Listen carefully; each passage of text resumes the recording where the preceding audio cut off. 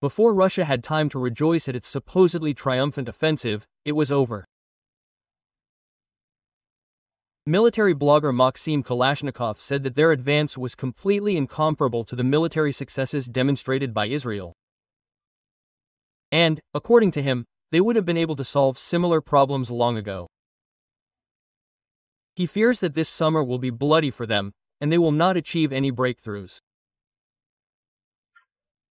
They will face the most brutal urban battles, because, according to him, they have not been able to get out of the positional deadlock. Well, they usually say, what are we talking about, Sergei Borisovich, that we are advancing, that we have the initiative, guys. Well, in fact, we are advancing very, very viscous. Look, Tyakina is the only populated area in the Kursk region. Well, the Israelis would have been there a long time ago, the Americans would have isolated it from the air, suppressed the air defense there and the ants garrison there. Well, if they hadn't destroyed it, they would have taken it prisoner, surrounded it. Not even that is being done. The offensive on Sumy is going on with monstrous difficulties. And we are advancing there with great difficulty. It is already clear that the so-called summer offensive will not be a triumphant breakthrough. It will be viscous everywhere, and there are prospects for the heaviest urban battles. These are the most difficult, the most terrible urban battles, both in Sumy and in Kharkiv. Perhaps, even if we approach the Slavic Kramatorsk agglomeration, serious battles may also arise there. I am not even talking about Zaporozhye, Dnipropetrovsk, Pavlograd, and so on and so forth. We have not emerged from the positional impasse.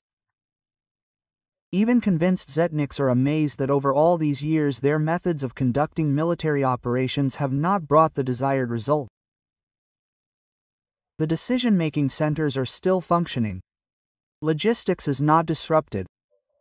The bridges are intact, and the energy system of Ukraine has not been disabled. But no one is going to fight this. What is their plan? Finally, the plan of our opponents: to prolong military operations in Ukraine as much as possible, understanding that for some reason the leadership of the Russian Federation does not really disable the rear, that is, does not knock out the decision-making centers, does not disorganize transport, cannot even completely suppress the energy sector, all the bridges there are intact, the Beskys tunnels and so on and so forth. That is, Vysoko has a functioning rear.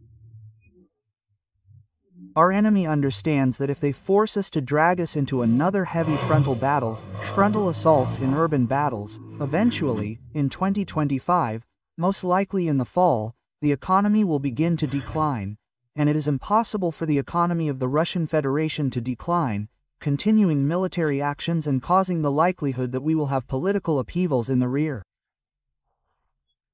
Well, like the reasons in February 1917, so to speak. Kalashnikova fears that by the fall of this year the situation will reach the point that the Russian economy will simply crumble and a real socio-political crisis will begin if no one takes decisive measures, because of which their dreams of Kherson, Odessa and Kharkiv must be forgotten. After all, the troops are exhausted by years of Putin's senseless war. What Kherson is there? What is here? What Transnistria? What forcing the Dnieper?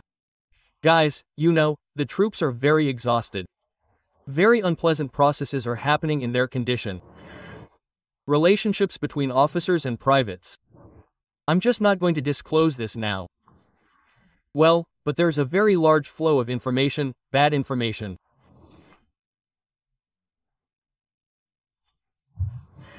We are now finding ourselves in an extremely dangerous situation, which partly reminds me of 1916, partly of the late 1980s in the Soviet Union. Incredible efforts will be needed to keep the country, well, no longer the Soviet Union, much less the Russian Federation.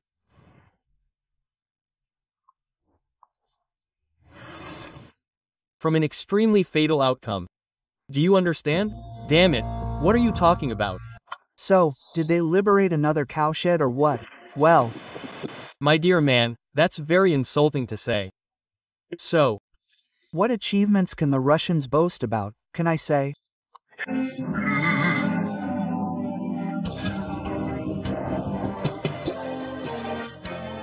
Ask my wife, and then you should understand whether the Russians want a war for Russia, for victory.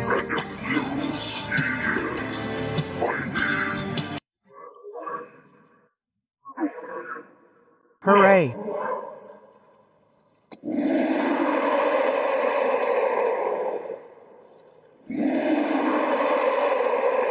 They used to say invincible, legendary.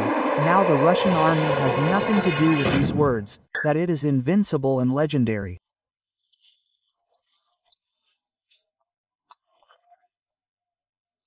Russia is the only country that is capable of physically destroying the West, even if the West launches a nuclear attack on our country first. But here is an interesting and different question. We were near Kiev, we could have taken it last March. We, as we remember, withdrew, then it was a gesture of goodwill. Well, things were going well for our group. These are the main circumstances. We are adults in both the Kiev and Chernikov regions, so it was better to leave. Not exactly, not quite. Completely. Because we got it. That's all. What achievements? What has the Russian army achieved in the 2 years of the special operation? Should I list? Okay, you haven't heard anything. You haven't heard anything. Let's bend your fingers. Dear sirs, have you not heard about the large cities that we took? Oh, well, maybe you didn't go to school or don't have a higher education and your geography is crap, you know? Have you heard about the city of Mariupol? But Mariupol is not a regional center. Kherson was taken, given away. Attentively, attentively. Did you hear that we liberated it? Didn't you hear? No. So did they liberate another cowshed or what? Well, my dear man, it's very insulting to talk like that about our native Russian army, which watered these lands with blood. Who watered them? Why? What's the point now? Now the Ukrainians are fulfilling tasks assigned to them by the top brass. Tell me, please, why was it forbidden for these worst enemies to speak Russian in Ukraine? Why? I didn't hear anything. Everyone kept saying the same thing. I'm asking, why was it forbidden? No one prepared for such a war. No one expected such a big world war. No one assumed that all 50 countries would write for Ukraine. And our army is small, not designed for anything. I don't understand at all why we don't immediately produce a machine gun at the factory with everything that is needed on the battlefield, with night vision devices. That is, why don't we immediately make at the plant what is really needed in battle? We don't even produce nails ourselves in a country that produces so much metal. Well, give small and medium businesses a task, but they will churn out these nails, they will overwhelm the whole of Russia. In your opinion, does Russia have enough resources to continue a special military operation? Well, at the same time, we cannot switch to defense mode now. Let's say that in recent days, information that few people talk about, they have begun to manage to hit our individual units of equipment with HIMARS. That is, how was it before? Before, they received coordinates, yes, a warehouse, yes, they monitored it, a command post. Over the course of a week, commands are issued, the coordinates are entered, the installation leaves, launches a missile, and arrives. And now our self-propelled gun leaves, fires, and within half an hour a missile arrives. That is, how quickly does the command pass? Here the country's leadership needs to make a decision, and, probably, the country, because this decision, you know, is not easy. Mobilization, the recruitment of additional soldiers, this means death.